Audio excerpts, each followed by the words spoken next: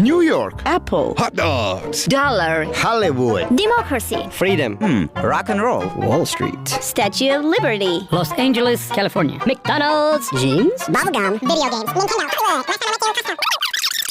What's so great about America? Every Saturday night, 7 to 9 p.m., explore American culture and language. With Master Steve, Ina MK, And Hasba Cutie. tune in to find out about what makes America so great. The Great American Weekend. Listen exclusively on Radio Van 103.1. Also, watch us on the Radio Von Facebook page, website, and mobile app.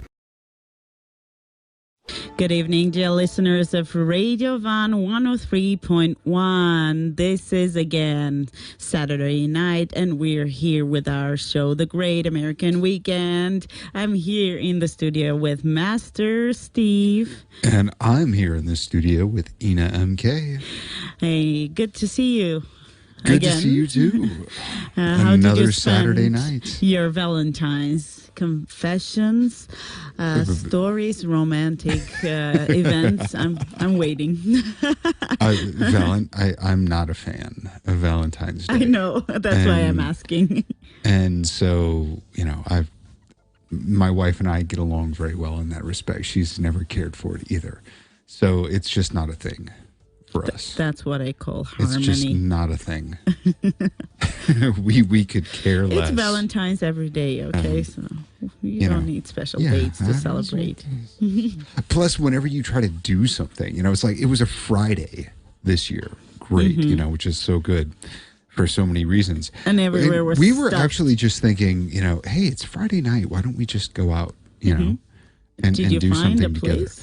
together? No, we didn't. We decided not to. Because we realized, Valentine's Day is on Friday, not Thursday. For some reason, we were thinking maybe it was on Thursday or something. We'll go out the day, we'll go out Friday night and just, have a drink or go for dinner or something. And then we realized that Valentine's Day was Friday. And it was like, no, we're not going to do that because everything is going to be packed and ridiculous and stupid. And I know. I mean, that's really... And corny. Yeah. When you're single, Valentine's Day is, it's horrible because you're single, it's right? Depressing and when you're married, it's funny. It's funny, and it's actually just annoying because maybe I want to do something else on Valentine's Day aside from going out and getting caught up in all of this ridiculous stuff. It does give you this feeling that somebody's forcing you to do stuff that you weren't really planning to do. Yeah. I mean, I didn't even buy my wife flowers because I did that, because March 8th last is Friday. coming. I did that last Friday, so Yeah, the spring is coming, and all the women's holidays along with it. Oh my gosh, it's that. Sorry for reminding. Yeah. Stressful. Oh well. Tonight we're going to talk about all kinds of stuff. You've got some quotes. I've got some slang. We've got women in literature, interesting figures. Yeah. We've got Oscars. Interesting. Yeah. I think interesting is the right word. So this week is both Gertrude Stine and Laura Ingalls Wilder. It's their birthdays. And you couldn't have more contrasting right. like literature and styles, I don't think. Laura Ingalls Wilder, like very kind of traditional and fairy tale. No, not fairy tale. I mean, it's just kids.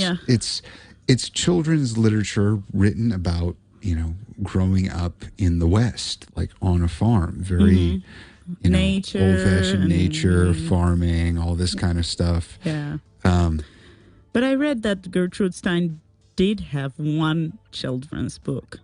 Okay, but The World Gertrude is Stine, Round. I've read Tender Buttons, and I still don't know what the hell is going on. I like it. In fact, I'm going to read it a little twice. bit. I'm going to read a little bit of it. You read later it on twice tonight. before You read the it show. twice, and then yeah. And no dictionary helps, ladies and gentlemen. No, I swear. If you, we need a special interpreter.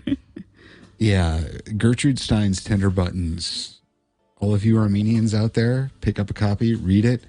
Don't feel bad, because us native speakers understand it even less than you do, probably. I don't.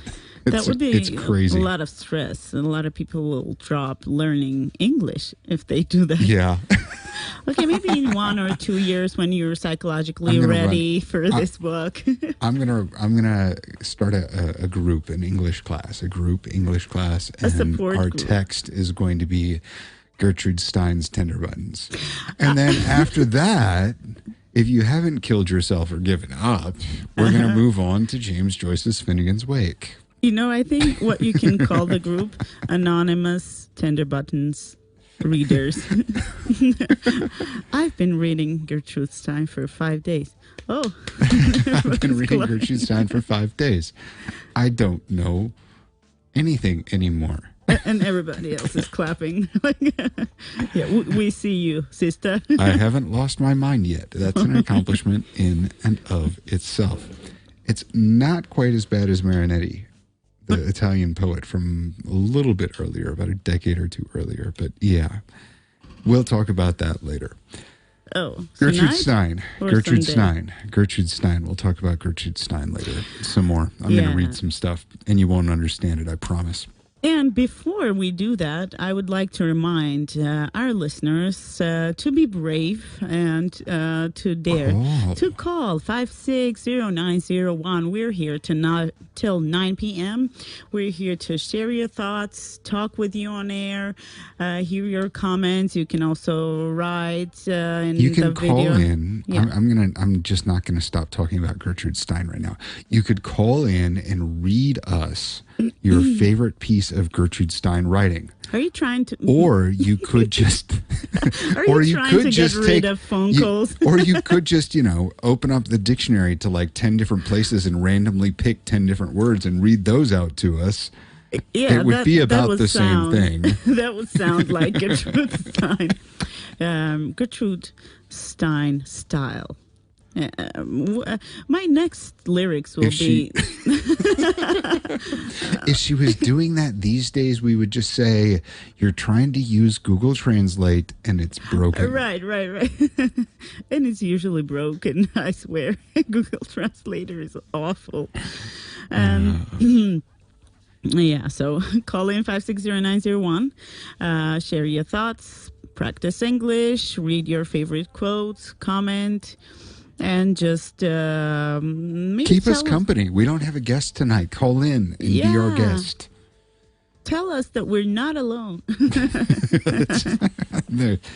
Hello, is there anybody out there? You can also watch us if you haven't seen how we look, and if you're eager to to finally find out who are these English voices on air on Radio Van. Loonies?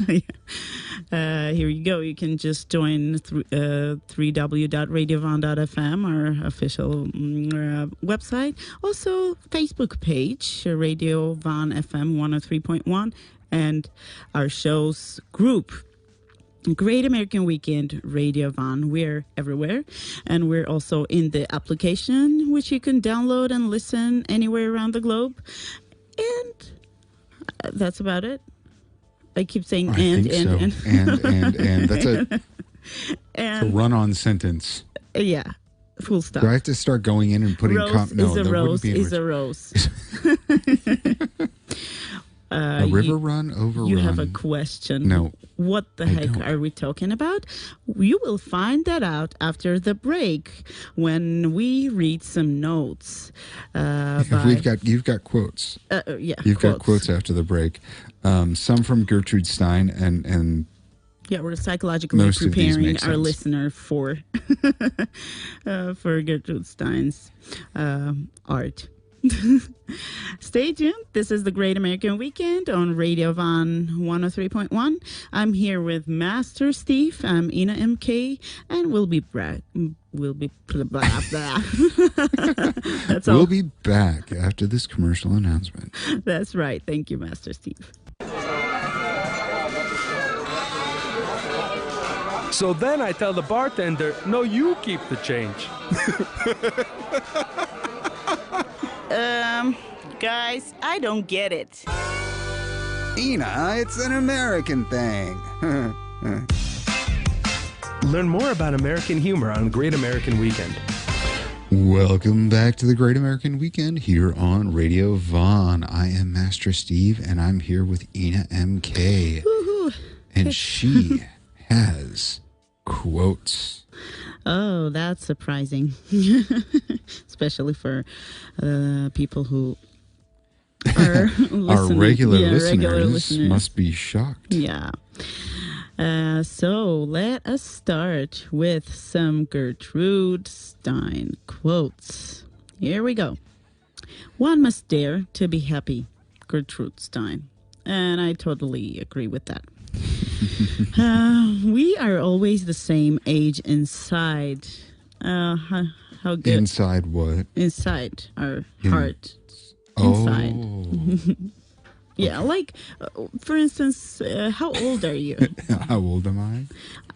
I have always stayed in 21, 22, I think. That's my underconscious I age. always felt older than I actually was. And then at some point, I felt, like that I was finally numbers wise, synchronized. And then stuff happened, and now I still feel older than I really am. There was a good year or two there where I felt like I was my own age, and now I still feel older than I am. So how old are you, Grandpa? How old do I feel? Yeah. It's an interesting question, actually. Yeah, how old do you feel? I don't know. I feel 60s or something, maybe. You look really good for your 60s. Yeah, thank you. Everybody gets so much information all day long that they lose their common sense. I think this was about Facebook. Oh, I mean, this was from the beginning of the 20th century. This was from like 100 years ago that she was saying this. My gosh, her head would explode these days. Mm-hmm. I wonder what she'd say. She would curse all the time. There ain't no answer. There ain't gonna be any answer. There never has been an answer. There's your answer. Wait, there is your answer. Mm-hmm. Okay. Wait. What does she mean by that last part? I think the answer is that there never will be an answer. Yeah. That's the answer. That's the answer. Or the only answer is your answer. Or the only answer There's your answer. The only answer is that there ain't no answer. There ain't no answer. There ain't gonna be any answer. Yeah. There never has been an answer. There's your answer. There you go. Yeah. Well, at the end of the day, there is an answer. Writing and reading is, to me, synonymous with existing. I read, therefore I am. Mm-hmm. Let me listen to me and not to them. Okay. Mm-hmm. All right. I do want to get rich, but I never want to do what there is to get rich. It's a good one. For a very long time, everybody refused, and then almost without a pause, almost everybody accepts. Yeah. When you hit that happens. When you hit that sort of critical mass, and then all of a sudden, oh yeah, everybody just jumps on the bandwagon, and away we go. Mm-hmm. That's also about Facebook. And not only. America is my country, and Paris is my hometown. I like that. Yeah, I love it too. If you are too careful, you are so occupied in being careful that you are sure to stumble over something. I'm watching out. I'm so careful being careful that I'm going to have an accident. Yeah, for sure.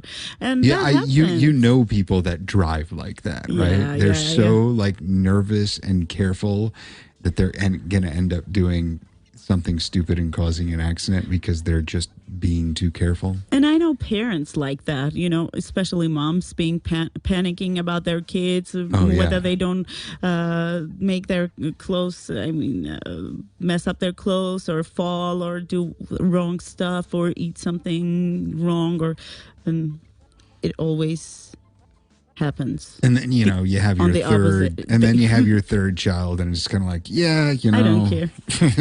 Pick it that up one from can kind of take care of itself. The 5-second rule. Okay, so where were we? You are extraordinary within your limits, but your limits are extraordinary. And ladies and gentlemen, dear listeners, this is quite, this is more like pop stuff. Later during the show, we'll have some more. This is her just talking. More or less talking. Yeah. And, this is her more normal, like person thing, like a real person. For a wider audience. Her writing, her prose or poetry. I'm not even sure whether it's prose or poetry. Here I have a is different. Yeah, it is. It is. I have a longer one. After all, everybody who writes is interested in living inside themselves in order to tell what is inside themselves. That is why writers have to have two countries, the one where they belong and the one in which they live really. The second one is romantic, it is separate from themselves. It is not real, but it is really there. Interesting. It kind of makes sense to me. Yeah. I and she was she was part of this group of Americans that were in Paris, American expats, a lot of whom became really, not a lot of whom, but a lot of the great American writers from the first half of the 20th century were in this group. So she knew Hemingway, F. Scott Fitzgerald, Ezra Pound, I believe, T.S. Eliot. She kind of knew both James Joyce and Samuel Beckett, I believe. And these were all people that were living in Paris, but were from somewhere else. So I really like that quote and the way that it talks about having two places, because these are Homesick at writers. home. Yeah. Okay. Why not? And these were writers that were living in Paris, weren't from there. But it had a big influence on their writing and how they did it. I also read that she lived in Paris for 1 year as a toddler. But we are... Yeah. She moved she grew up for a while in Vienna and for a little while in Paris. She was born in the U.S., grew up in Europe, and then went to college back in the U.S. And actually, And we'll talk about that later after the break. We got to pay the bills. Yeah, and after that, we will listen to Black is the Color of My True Loves by Nina Simone. And whose birthday is also this week. Yeah, 21st The of 21st, February. this Friday. Stay tuned. We'll be back with interesting stuff prepared just for you guys. Hey, what kind of fixins do you like on your hot dog? Fixins? Yeah, relish, onions, mustard, ketchup, condiments. No, not that. Oh, fixins. I love chili dogs. Learn about American cuisine on the Great American Weekend. We're back in the studio, continuing with the quotes. And we were talking earlier about Gertrude Stine and her interesting figure. What an interesting figure she was. Yeah. Okay, a writer should write with his eyes and a painter paint with his ears. What would that mean, Master Steve? What do you think? I don't know. Obviously the painter is not going to be painting with Q-tips because, you're not supposed to stick Q-tips in your ears. So I have no idea what she means by that. A writer should write with his eyes and a painter paint with his ears. It just sounds right with his eyes. Well, I mean, right with what he sees, I suppose. And a painter with paint with his ears, paint what he hears. Hears with his heart. Maybe. Yeah. Well, we can interpret however we want. Maybe Picasso was painting with his ears, and that explains Cubism. If that was Dali, I would understand the ear. She was friends with ear. And Dali had something to do with mustaches. Or something. Yeah. Salvador Dali and the melting clocks and that wicked cool mustache of his. You'll be old. She was. Yeah. Go ahead. No. You'll be old and you never lived, and you kind of feel silly to lie down and die and to never have lived, to have been a job chaser and never have lived. Ladies and gentlemen, don't chase jobs. I mean, don't be a job chaser. Yeah. I'm not so somebody just chase something else. Don't be an ambulance chaser either. It's slang for lawyers. Yeah, lawyers. Ambulance is also a vehicle. Yes, ambulance chasers. The artist works by locating the world in himself. Yeah. How pretty we swim. Not in water, not on land, but in love. Yes, we do. What good are roots if you can't take them with you? I like that. That's contradictory. I like it. The tension there. Yeah. Suffering passes while love is eternal. That's a gift. Oh. This is Laura Ingalls Wilder. Yeah. Contrast. Suffering passes while love is eternal. That's a gift that you have received from God. There is no great loss without some small gain. Yeah. What must be done is best done cheerfully. Once you begin being naughty, it is easier to go and on and on, and sooner or later something dreadful happens. The real things haven't changed. It is still best to be honest and truthful, to make the most of what we have, to be happy with simple pleasures, and have courage when things go wrong. And the last one, persons appear to us according to the light we throw upon them from our own minds. And I really agree on this one. So, do we have time? I found some Nina Simone quotes. Yeah.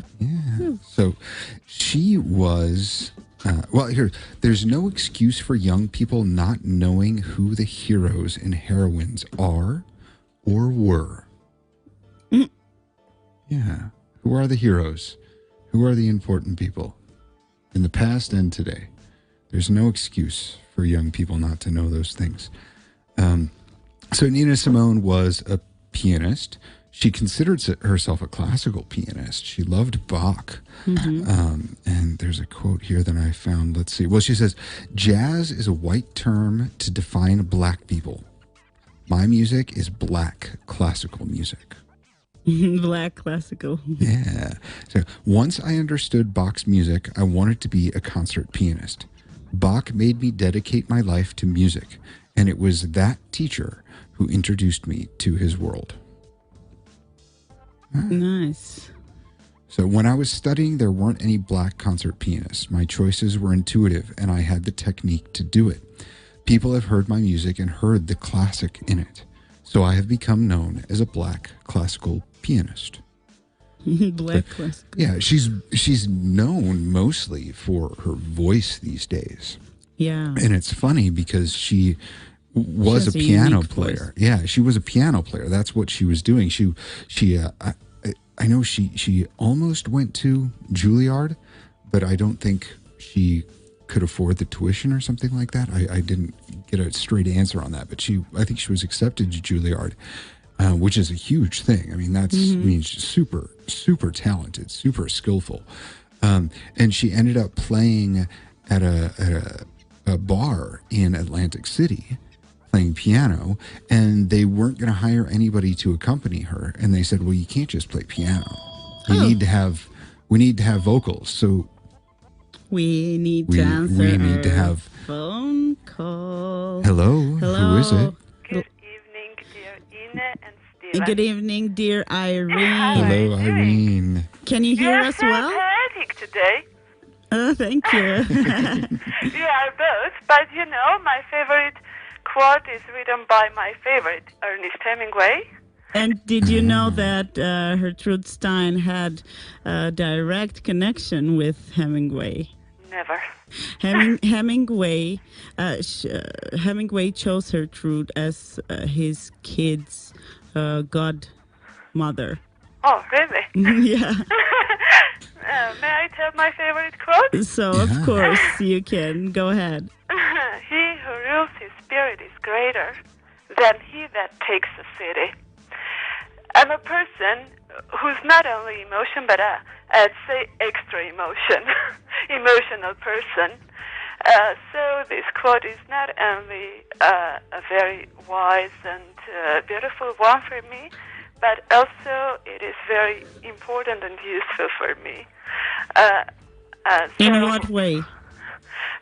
Because I have problems with controlling my emotions. Mm-hmm. So he who rules his spirit is really greater. It's much difficult to rule your emotions and yourself than take a city. I can see that, yeah. Thanks for sharing that with us. And how are you doing? I'm well enough, Inajan. And next, I'd love to read for you a few words, the smallest poem of Robert Frost. May I do it? Of course. It is called The Rose, and it's one of my favorite. The Rose? The Rose. By the way, you are two roses for us. Winter roses. Now. Go ahead. We're listening. We're all ears. Okay. The rose is a rose, and was always a rose. But the theory now goes that the apple's a rose, and the pear is, and so's the plum, I suppose. The deer only knows what will next prove a rose. You, of course, are a rose, but we're always a rose.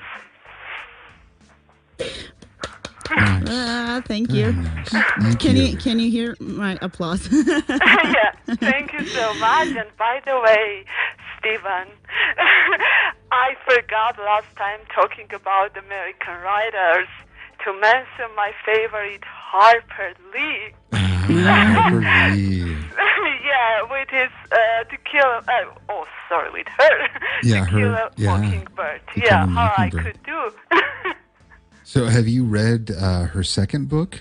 No. That is Set the a Watchman? only book I've ever read, but I did love it very much. It's To Kill a Mockingbird it's a classic. Classic. It's an absolute classic. And, it's considered to be especially for students, schoolboys, schoolgirls. Yeah. I don't know, but it's a great philosophy, I guess. No, I read it when I was in 9th grade. When I was a freshman in high school, I didn't like it.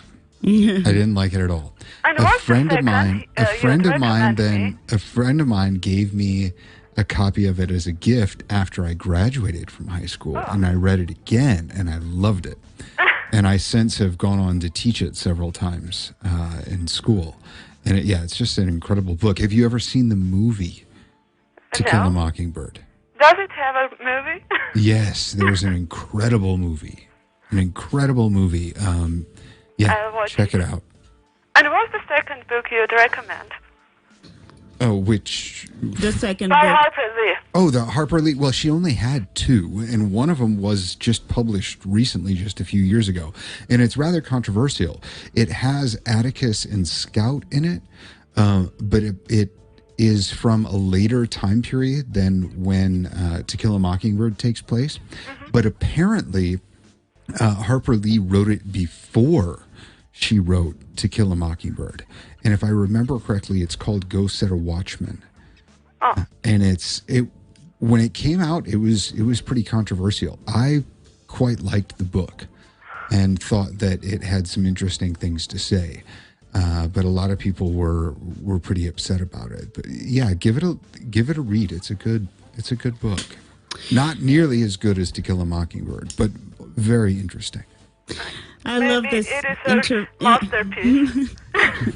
I love the informational exchange, which is happening eternally with with Master Steve and Irene. Irene, thanks for calling. Thank you for very calling much. in. And we always love to hear you join our show. There you go. And we continue with some information. Yeah, about well, I've got Nina So Simone. Nina Simone, she became pretty well known for her activism, especially in the civil rights movement, Black civil rights movement. And she kind of came about that a little bit reluctantly. There were some events, an assassination and then the church bombing in Alabama where she was just super upset about them. And she just sat down and wrote this song called Mississippi Goddamn. And it was a controversial song, very in your face, very unpolite. Yeah, very straight. Good song. I mean, really kind of pushes people. She did a few other kind of protest songs.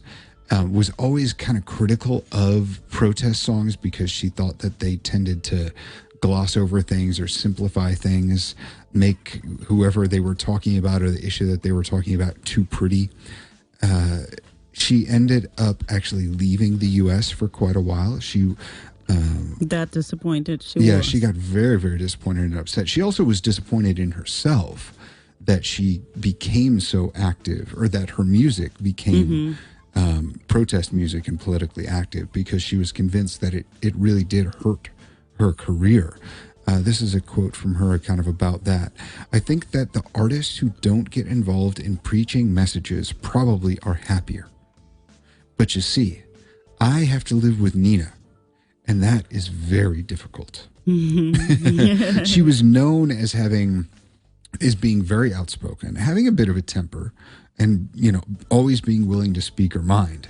So that's her, but, But on the other hand, artists have to be kind of not really involved in political life, but if there are hard times or important periods, they have to say their own word or their opinion somehow. And I think in that quote, she was talking about how her career probably would have been better, her life would have been easier. She probably wouldn't have gotten, if she hadn't gotten so involved in the civil rights movements and protest music and stuff, then she probably wouldn't have been so disappointed, and she wouldn't have left. She spent a big chunk of her life after that living in Europe and in Africa, but at the same time, she had something to say, and if she didn't say it, she would keep it inside, and she would be struggling with herself. So it's an interesting. It's controversial. She's a very interesting figure and character. If I may, I've prepared some interesting facts about Gertrude Stine, who we spoke earlier, and some people might not know about these things. So let's do it. Let's read. Let's get to know this interesting figure better. So number one is she was the first American woman to have a public statue in New York City. When Stein died in France in 1946, she was buried in Paris's Cimetière du Père Lachaise. I'm afraid to pronounce it wrong way. The famous French cemetery for foreigners. Which also hosts the remains of Oscar Wilde, Frédéric Chopin, Edith Piaf, Amadeo Modigliani, and other famous figures.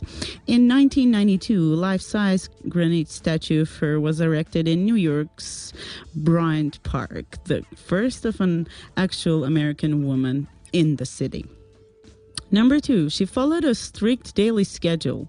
Basket's daily bath, Basket was her poodle dog, was not the only morning routine that she was following. According to an account by American composer and critic Virgil Thompson, Stine would spend the early part of her day reading, writing letters, playing with the dog, and eventually getting dressed. Eventually.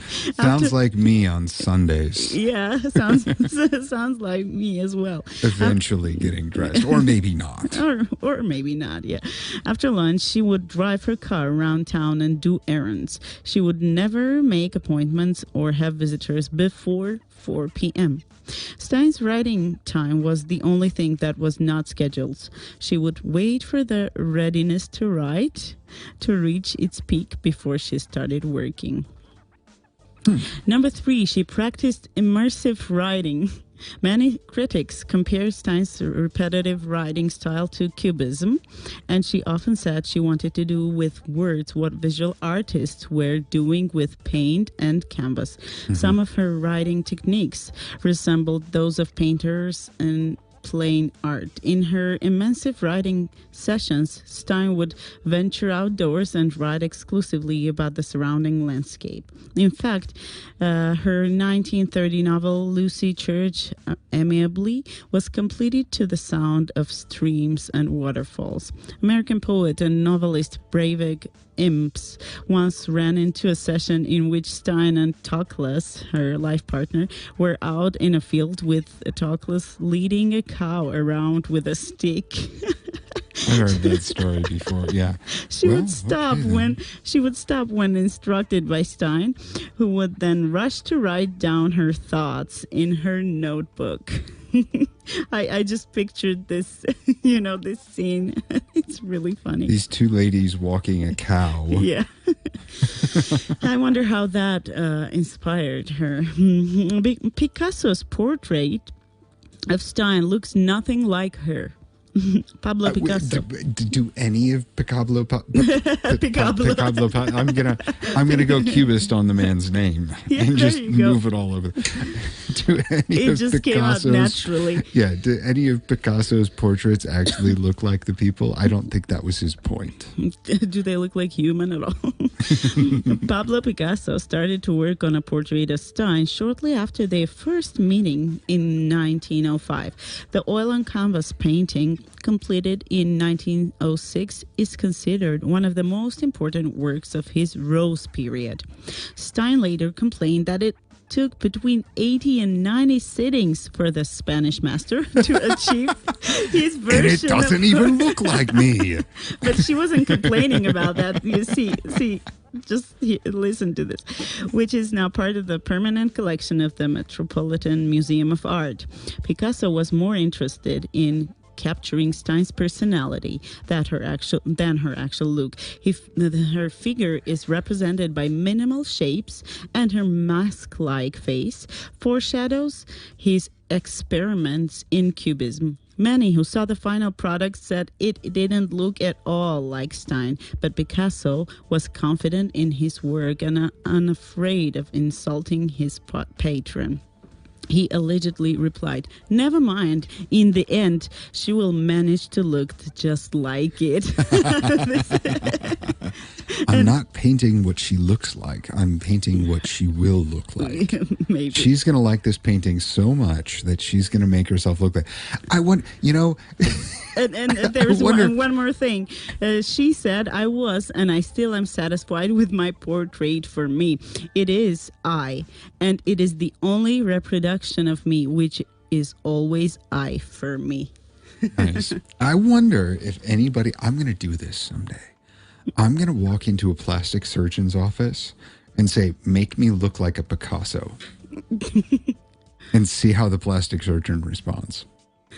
Like all these people who walk in with like pictures of celebrities. I want this person's nose, and I want you to do my eyes this way. I'm gonna go into a plastic surgeon's office with a book full of Picasso paintings and say, I want this nose and those ears, but I want them. Do you want to on... look like Picasso, or you want to be Picasso style looking? I want to look like a Picasso painting. Okay. I want to make me look like a Picasso painting. I bet the doctors will be happy because there'll be a lot of stuff to do.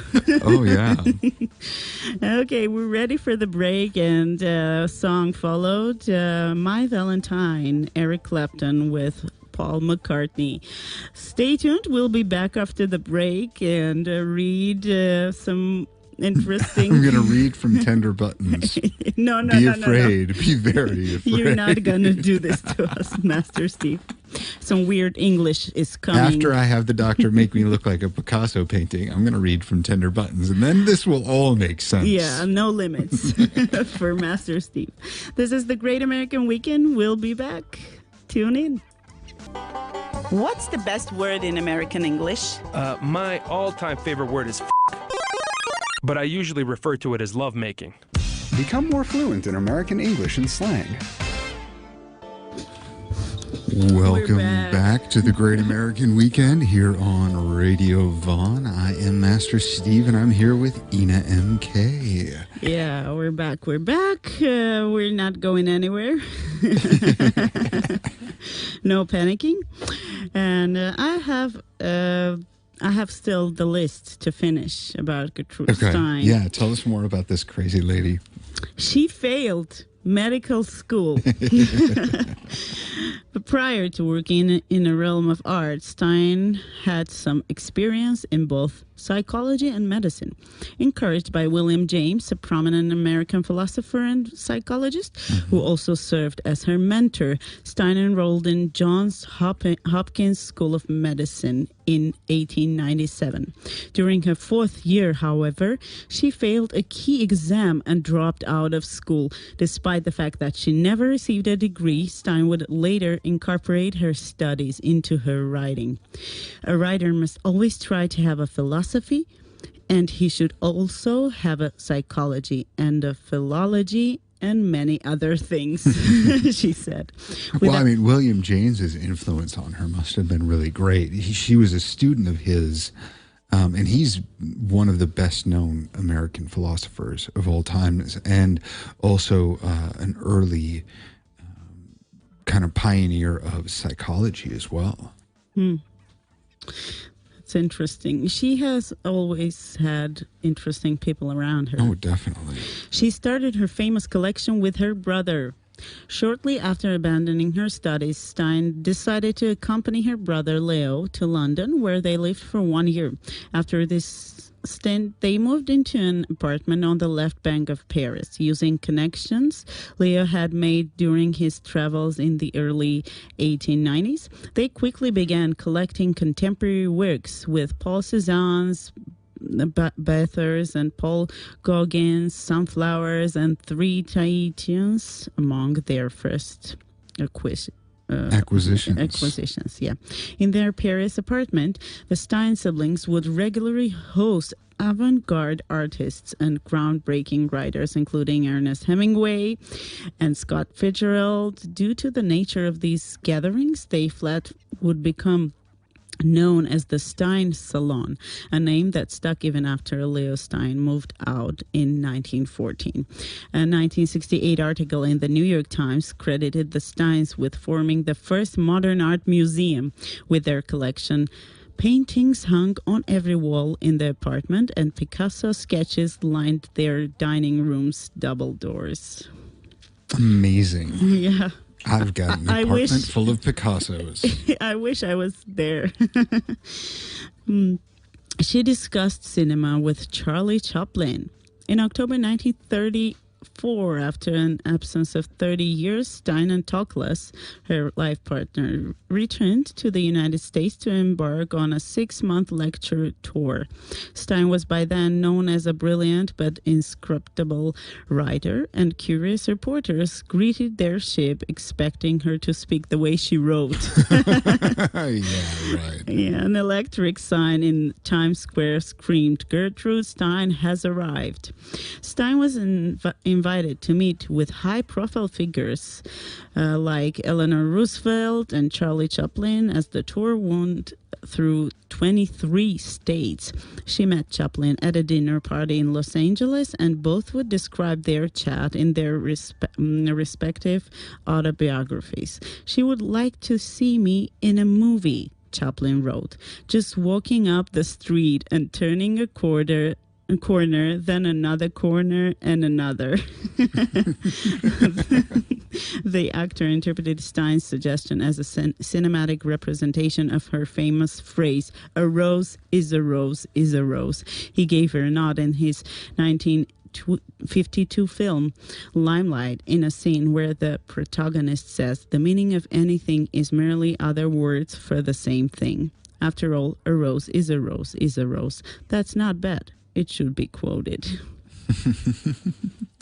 That's all I have for Gertrude Stine, but not all, because I also have a quiz prepared for you. Oh, you've got to. Can I want to read.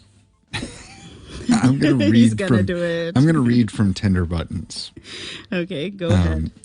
Which is the only book of hers that I have read, and it's useful. It's great.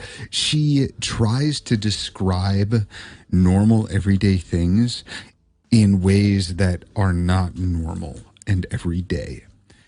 She tries to put words next to each other that make you question the meaning of the two different words. She plays with language to try to get things out of it that normally people don't do normally that. Yeah, I mean that just aren't there. This is kind of nonsense, but you're supposed to think about it and get different new things out of it. Okay, so this is from Tender Buttons, which is these are kind of poems, prose poems. What and each little would that one has mean, Tender Buttons? It's open for debate. Even the it's open for debate. Even the title is so controversial. A Box is the title. A Box. Out of kindness comes redness, and out of rudeness comes rapid same question. Out of an eye comes research. Out of selection comes painful cattle. So then, the order is that a white way of being round is something suggesting a pin, and it is disappointing. It is not. It is not so rudimentary to be analyzed and see a fine substance strangely. It is so earnest to have a green point, not to red, but to point again. Let's pretend we understand everything. Painful cattle. I think we have the picture in our heads of her and her her and her partner leading a cow around by a stick. Painful cattle. That makes a lot of sense. I guess, maybe. I don't know. There's another one. Nothing elegant. A single charm is doubtful. If the red is rose and there is a gate surrounding it, if inside is let in and there places change, then certainly something is upright. It is earnest.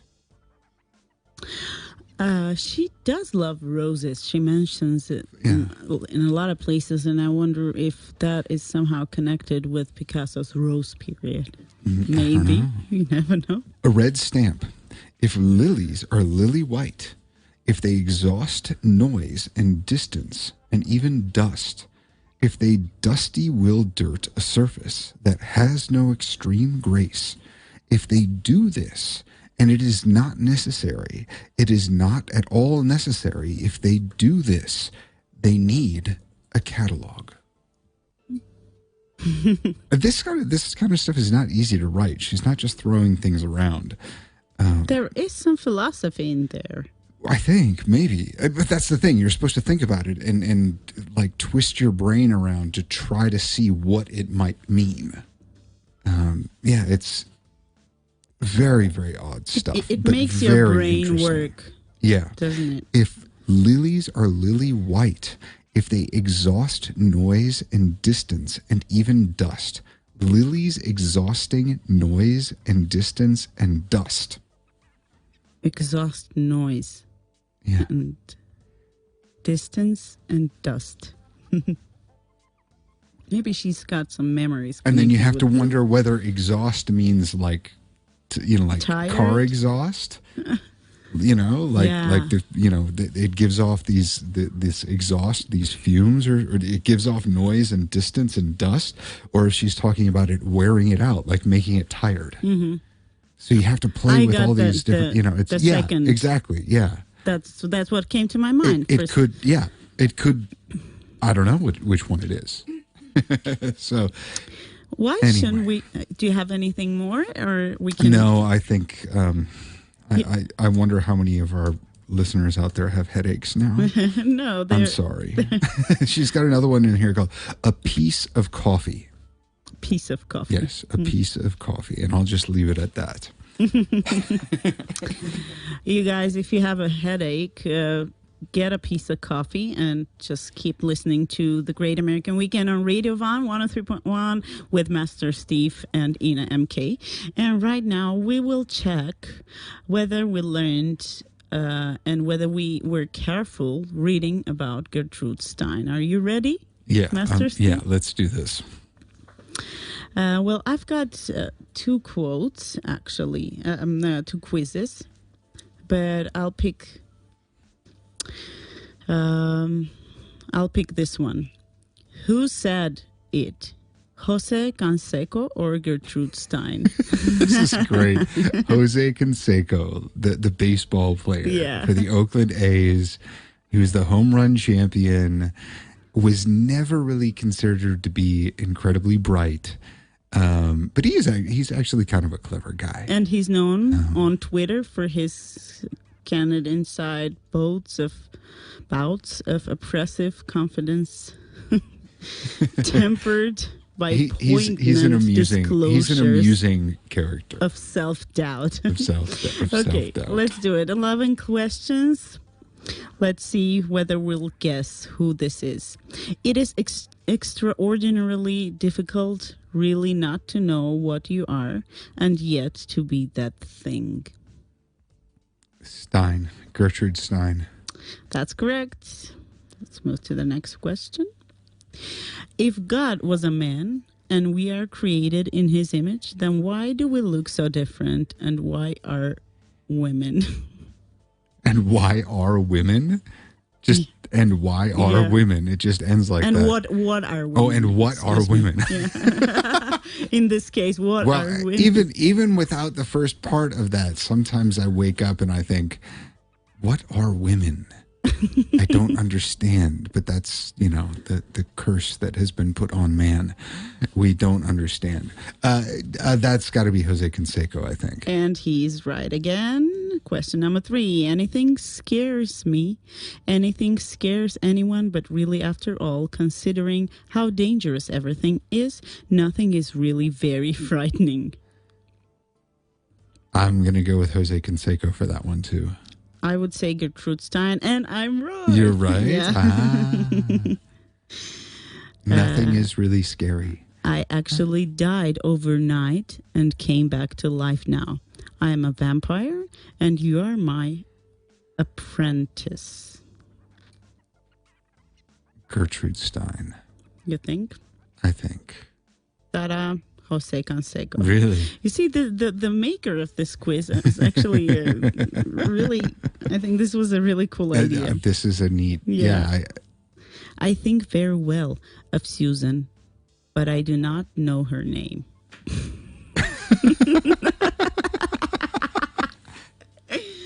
I love this one.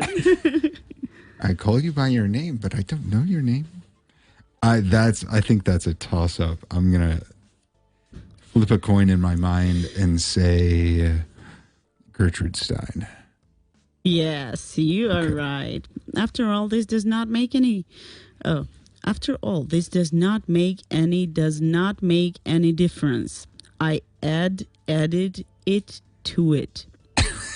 I could rather be here. It's definitely her.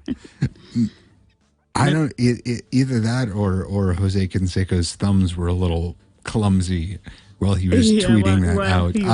You're going to go with Stein. I'm going to be contrarian, and I'm going to go with Canseco. Okay, I'll choose Canseco, and it's Gertrude Stine because. Okay.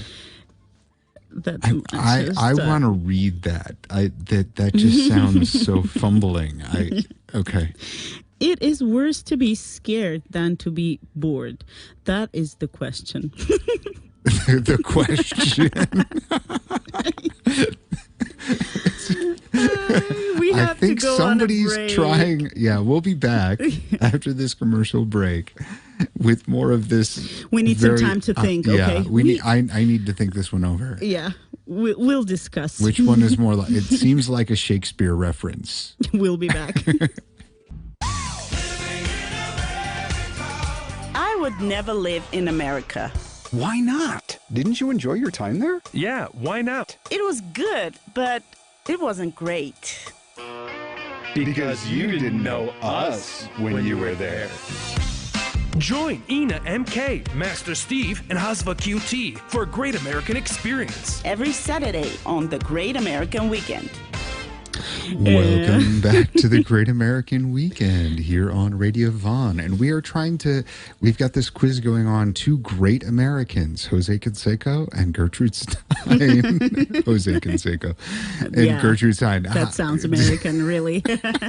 Welcome back to the Great American We're trying to figure out on Radio Vaughn who these quotes are from. And it's making me want to reopen my Twitter account. Yeah, you should do that. And, to follow Jose Canseco.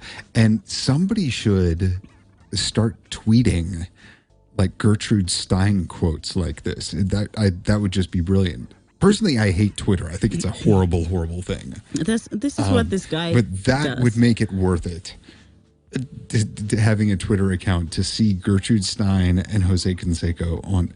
Anyway, so what is the next question? Jose Canseco will be paid what is the next question? by Twitter. What is the next question? So, is it better to be? It is worse to be scared. It is worse to be scared than to be bored. That is the question. And Master Steve answered. Jose Canseco. Jose Canseco. But it was Gertrude Stine. Oh my gosh, This is hilarious.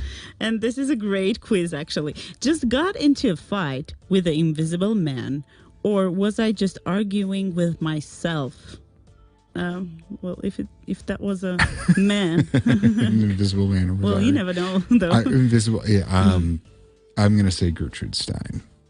Are you serious? Now I'm wrong again. Yeah. I'm just not good at this one. Man was the hint. Not necessarily. Good night, I'm going to sleep now. Is when the real horror begins. It's called nightmares. That doesn't sound like Gertrude Stine at all. I don't think so. But you have your own opinion. Okay, yeah, I'm gonna go with Jose Canseco again. You're right. Yes, You finally, I got another one right. Number 10. If they were not pigeons, what were they? If they were not pigeons, what were they? Some aliens. If Gertrude Stine was describing them, they could be anything. Lilies. Green dots. Lily's exhausting noise. Exhausting dots. Okay. So who is this? I'm going to stick with Jose. You just stuck to this guy. Yeah. It's Gertrude Stine. It's Gertrude Stine. All right. And the last quote. I understand your pain, haters. I understand your pain, haters. I would trade pain with you to help you out, but mine would kill you instantly because it's much greater. Oh, that's got to be makes a Jose lot of Canseco. sense. Yeah, it's got to be Jose Yeah. Canseco because haters wasn't a word. It's still not a word. I don't think it's a word. Then again, that didn't You are that didn't correct. keep Gertrude Stine from. Anyway, whatever. Maybe she made that. good. Maybe she coined that term. You got 8 out I of got 11. 8 out of 11. Not Great not results. Horrible. Not So you don't horrible. need Twitter. No. After all, I've got some other quizzes, but maybe we'll get back to them later during the show. And let's see what we have about Laura Ingalls Wilder. Well, let's do. I have slang. We haven't done slang for a while. Let's do it. We miss I slang. have some slang. Yeah. So Go for Gertrude it. Stine, during the First World War, she was very excited to get involved in the war effort. She was living in France, very excited to get involved in the war effort and help out injured soldiers. Mm-hmm. So she volunteered to work for this American fund for the French wounded. And what they had her do was driving cars. Even though she really didn't know how to drive a car and apparently was not very good at it. Yeah, she did it anyway. She wasn't good She at it didn't at all. let her poor driving skills get in the way of her helping the wounded French soldiers. And that transitions us into the slang that I have for this week. It's automotive slang. Oh, So that's a about nice cars transition. and stuff. Do you know what a backseat driver is? Backseat driver? That doesn't sound safe to me. A backseat driver He's is a someone person else who's in the advising car. all the time. And, Who's telling the driver what to do, where to go, whatever. And the driver is just not really interested. There is a really nice joke, but remind me, I'll tell it to you after our show. It's like one that we did quite a while ago, about a year ago. The Monday morning quarterback or armchair quarterback. Yeah. Right? So backseat drivers, the person who's telling the driver what to do, is not driving. Thrown under the bus. Mm-hmm. To be thrown under the bus is to be kind of blamed or be allowed or made to take the blame for something. Mm-hmm. Yeah, thrown under the bus. He threw me under the bus. A Sunday driver is someone who drives slowly. Yeah. It's Sunday. You don't have any place and to go. makes everyone you just else go crazy. You just go for a nice leisurely drive. Driving off a cliff. Uh-huh. A dangerous driver. No. Driving off a cliff is just, doing something like, stupid and dangerous. You should stop. No, but you're just going to go ahead and drive off the cliff. Yeah, still dangerous in some sense. So we've got to boost a car is to steal it. Mm-hmm. Okay.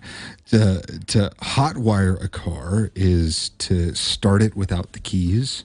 I don't even know if you can do this with new cars anymore. But you can pop open the little panel thing on the steering column apparently and touch a couple of wires together and start the car without the keys. It's called hot wiring. To go for a joyride is to steal a car, not really to take it, but just to go driving around. Yeah, just take it for a ride, and then maybe you'll put it back where you stole it from, or maybe you won't. Yeah, who knows? The blinker. Blinker? Yeah, is the turn signal. Use your blinker. Yeah, use your brain. Use your blinker. First of all. The hazards or the flashers. That's what they use, the flashers here in Armenia to thank people. Yeah. If somebody lets you pull out in front of them, blink. you put on the flashers for a second and flash your lights to kind of say, hey, thanks. The special vehicle language. Yes. Master Steve, would you we got to go. Yeah, we got to go to. I apologize a break. for interrupting. We've got to pay the bills, and we'll be back. I've got some more. Yeah, we're looking forward to hear those. Yeah. They're really useful nowadays. Stay tuned. This is the Great American Weekend. We'll hear "Ordinary Man" by Elton John, and we'll come back. Hello? Hi, is your refrigerator running? No, it doesn't have any legs. some American jokes just don't work with foreigners. How epic that was. Ooh, yeah. Welcome back to the Great American Weekend here on Radio Vaughn.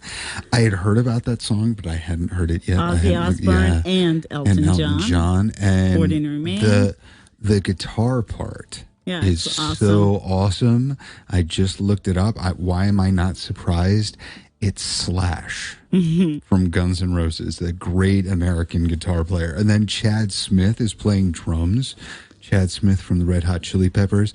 And on bass is Slash's fellow Guns N' Roses member, Duff McKagan. So that's definitely a super group. I mean, that's incredible. Great team. Ozzy on vocals, Elton John on piano and lead vocals, Slash on guitar, Chad Smith on drums, and Duff McKagan on bass. That's very, very cool. That's a great music break. With some music information that we had. Yeah. And so back to driving, huh? Back to our lambs. So as they say here. Have you ever, Ina, been in a car in the US and all of a sudden someone punches you in the arm and says, "Slug bug"? No. No, okay. They would punch me in the arm and say, "Buckle up." Because I didn't have that habit back in 2001. I have no idea where this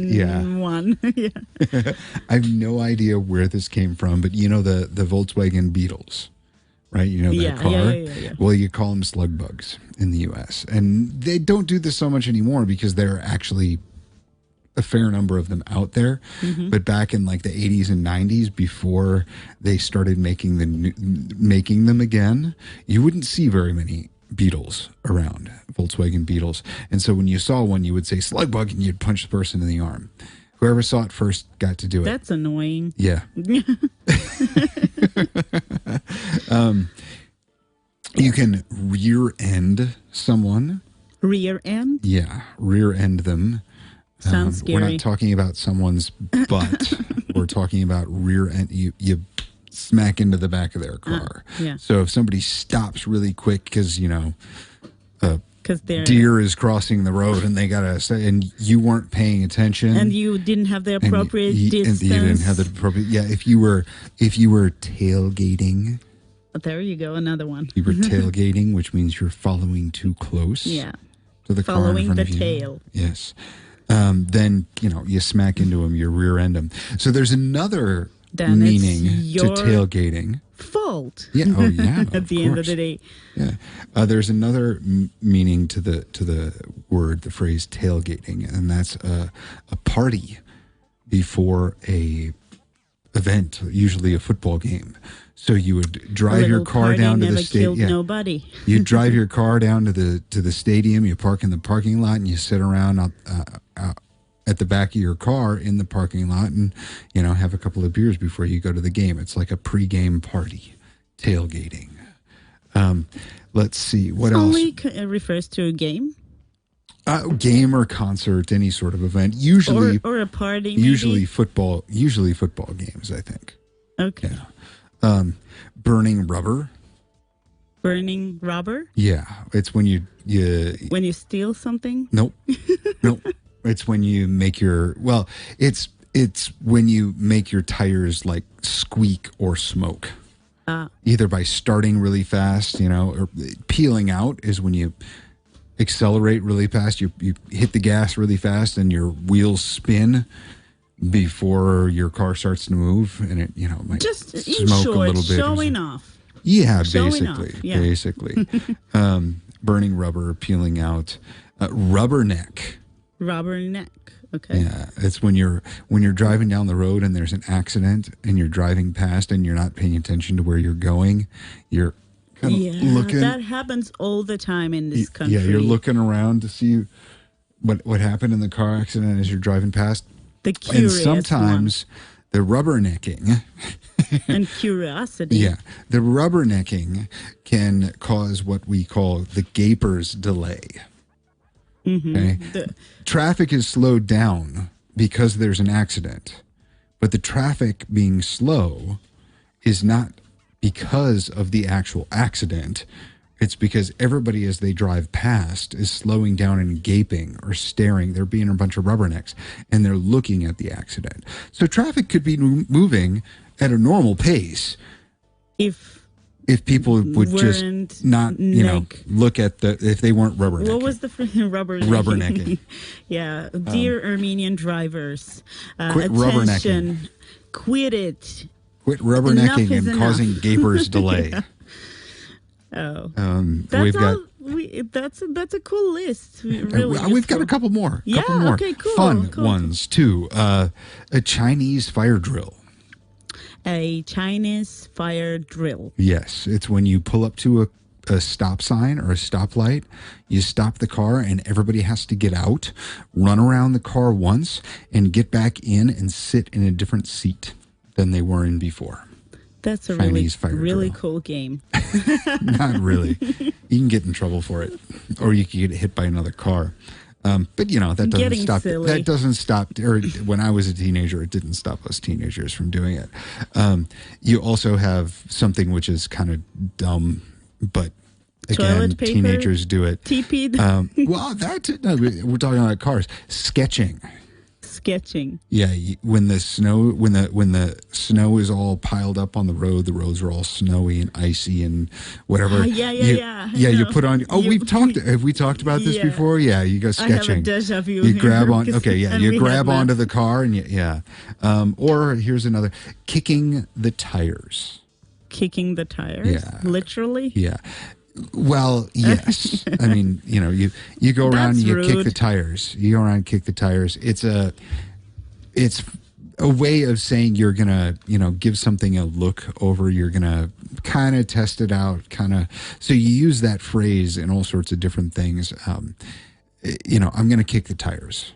I'm going to test it out. I'm going to see if I'm interested in buying it. I'm going to see if it's okay, if it works, Okay. Yeah. So that's all I got for. Thank you, Master Steve, slang. for our interesting slang and idioms segment. And I need your advice right now. Okay. What should we do? I have prepared some news, some short and interesting news on culture and all kinds of stuff, local. And I also have a quiz on Oscars, and Oscars is a big deal, and we didn't speak about it last time, and we have to kind of balance this gap. Let's do the Oscars quiz, because I'm going to learn something. I've seen more movies that were nominated for Oscars this year than I usually do. I don't watch a lot of movies, but I saw a few. I saw Marriage Story, and I saw Joker. Parasites? No, I didn't see that. It's awesome. Yeah? Watch it. Okay. Yeah. Oh, all right. I don't watch a lot of movies, so let's do the Oscars thing, and maybe, I'll definitely learn something. And I'm going to watch a few after the Oscars, but I didn't watch the Oscars, so let's do this and let's see what we know about Oscars. Well, there were a lot of people that didn't watch the Oscars. Apparently, the ratings for the televised award ceremony were like really, really low. Why is that? I don't know. Need some more advertisement. Yeah. Okay, let's do this. Joaquin Phoenix captured the Best Actor nomination for his title turn in the Best Picture nominee Joker, a role that Heath Ledger first won Best Supporting Actor for posthumously. In The Dark Knight, I love that version. It's nothing. Yeah. It has nothing to do with Joker. Well, neither of them really do. They're the Dark Knight does have to do with Batman and whatever, but the Joker movie with Phoenix in it really kind of it's a tangent. Yeah. But really an incredible movie, kind of disturbing, really thought-provoking. Yeah, it is. So, but superhero movies haven't traditionally been top award grabbers at the Oscars. What was the first live-action comic book adaptation to earn a Best Picture nod? Wonder Woman, Black Panther, Superman, Suicide Squad. I don't know. For Best Picture, I have Superman? Black Panther. Black Panther, okay. I haven't. I don't even know who that superhero is. I've watched it, I confess. It's quite long.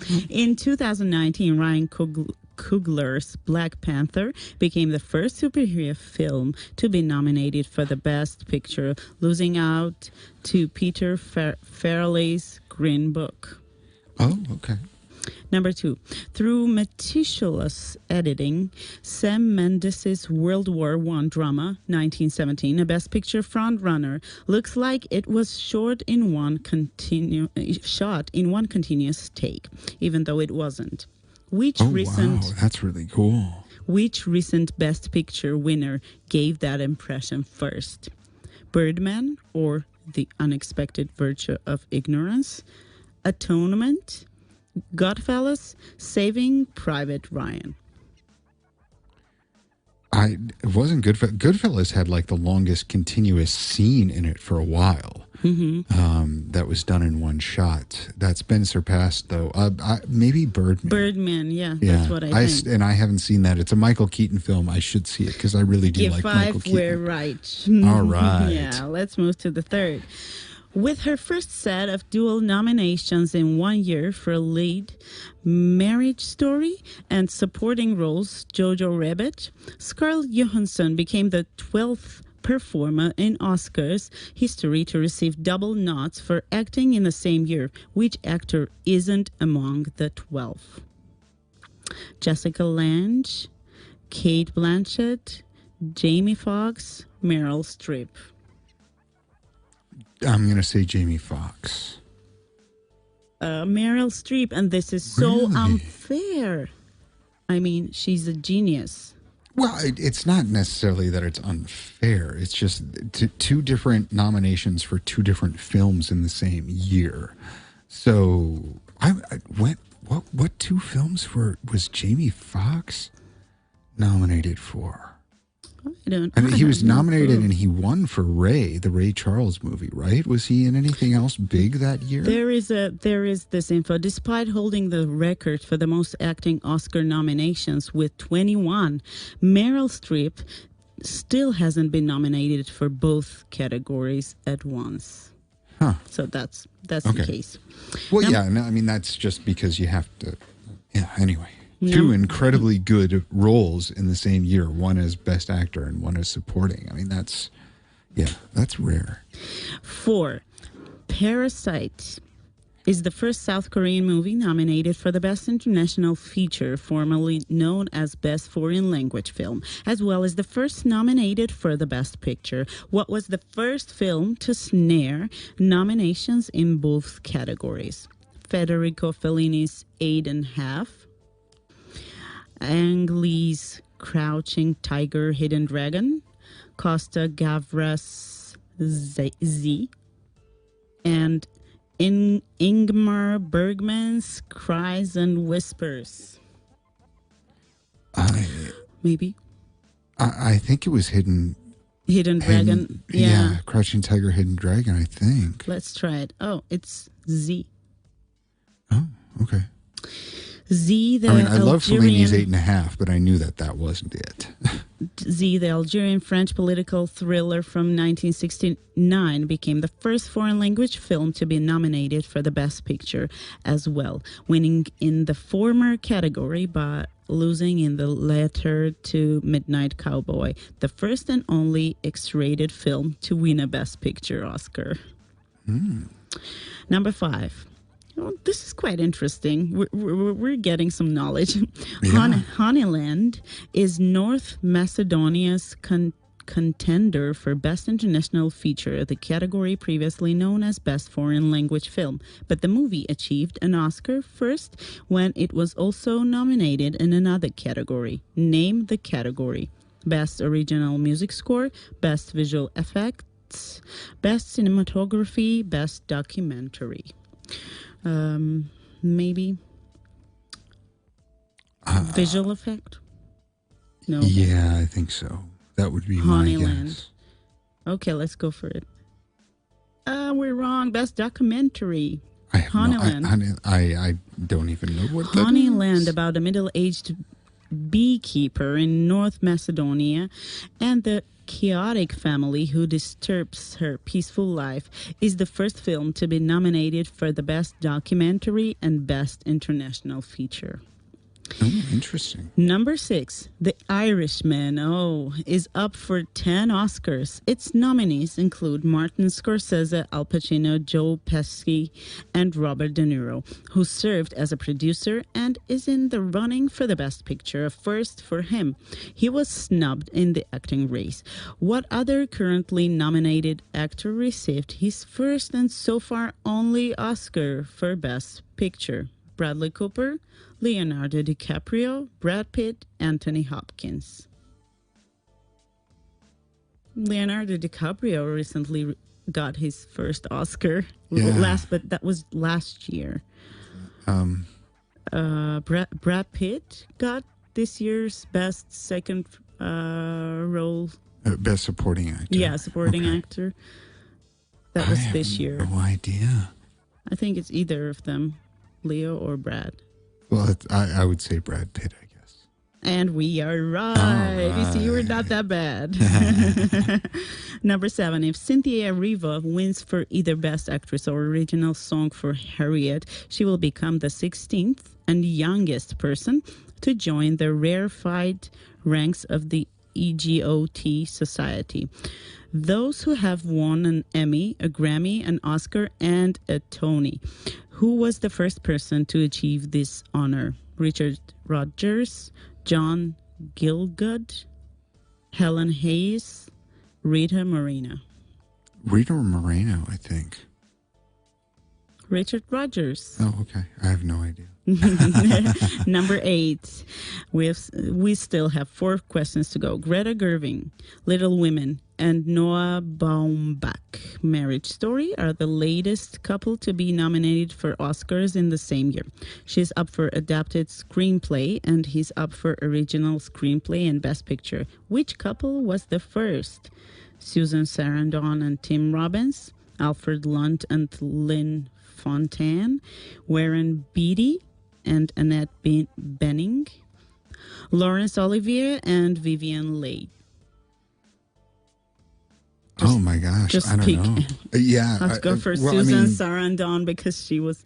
No, I think Warren Beatty, and I think it was Alfred Lunt and Lynn Fontaine. Oh, okay. Number 9 of 11. This person has been nominated 6 times and won 2 Oscars, but this is the performance first nomination in a different category. Who is the star? Al Pacino, Tom Hanks, Charlize Theron, Kathy Bates. This person has been nominated 6 times and won 2 Oscars, but this is the performance first nomination in a different category.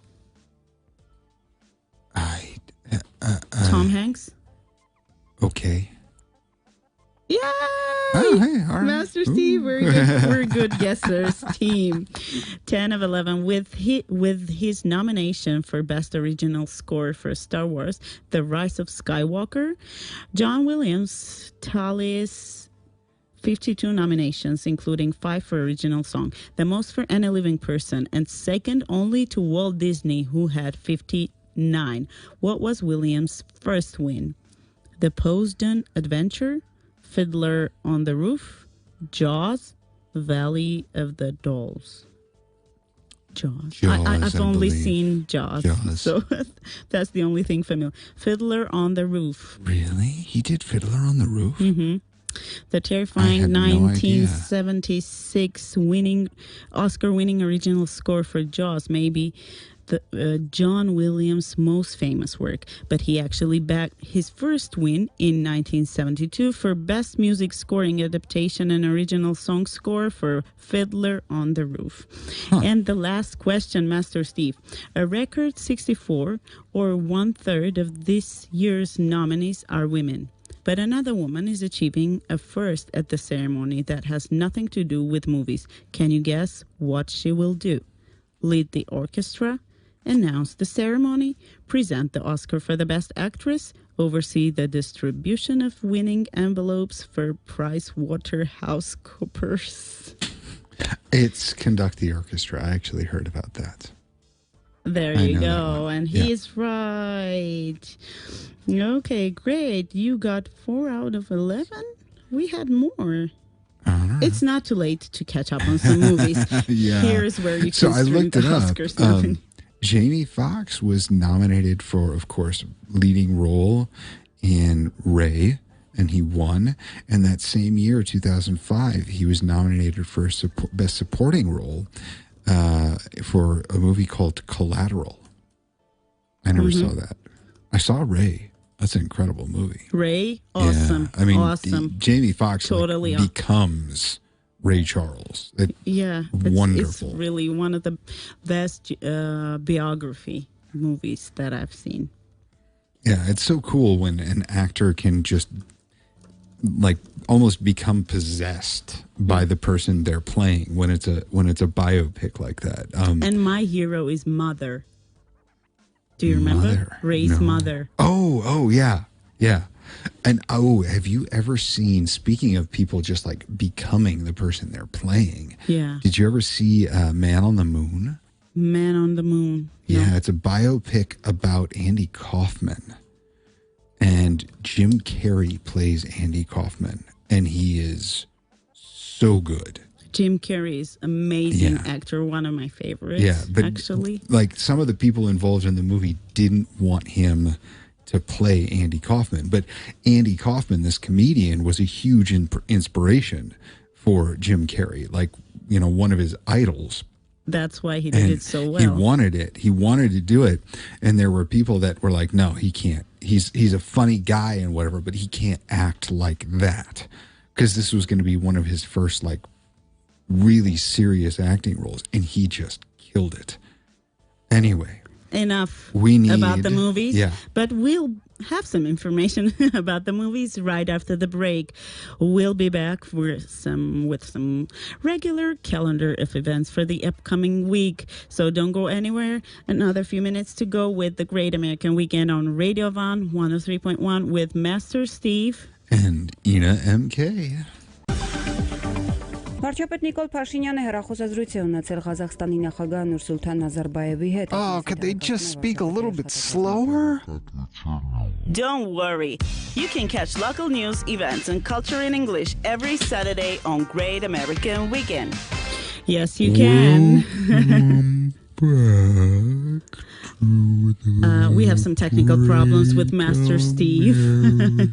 Yeah, anyway. Welcome back to the Great American Weekend here on Radio Vaughn. We have... What did the surgeon calendar do of with events. you, Master Steve? We've got our calendar of events for you, our normal closing to the show. We are in the final stretch for this week.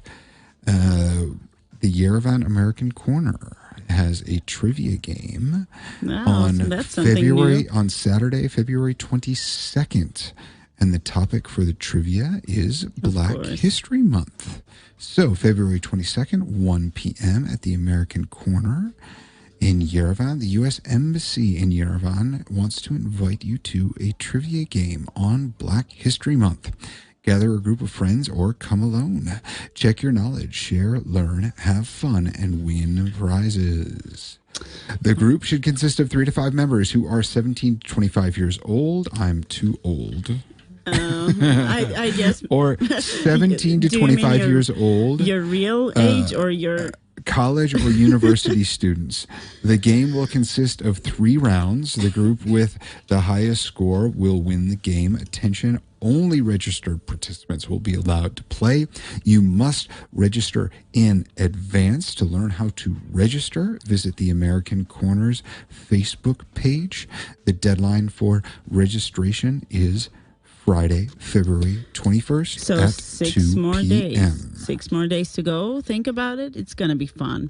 And let's see what we have in Kino Park, Yerevan Mall. English, movies in English from February 16th through 19th.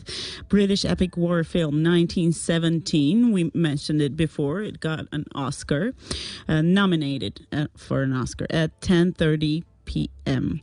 Birds of Prey, a superhero film at 5 p.m. Sonic the Hedgehog, an adventure comedy film based on the video game at 1:10 p.m. I remember playing this game. Have you ever played Sonic? Yes, I have played Sonic.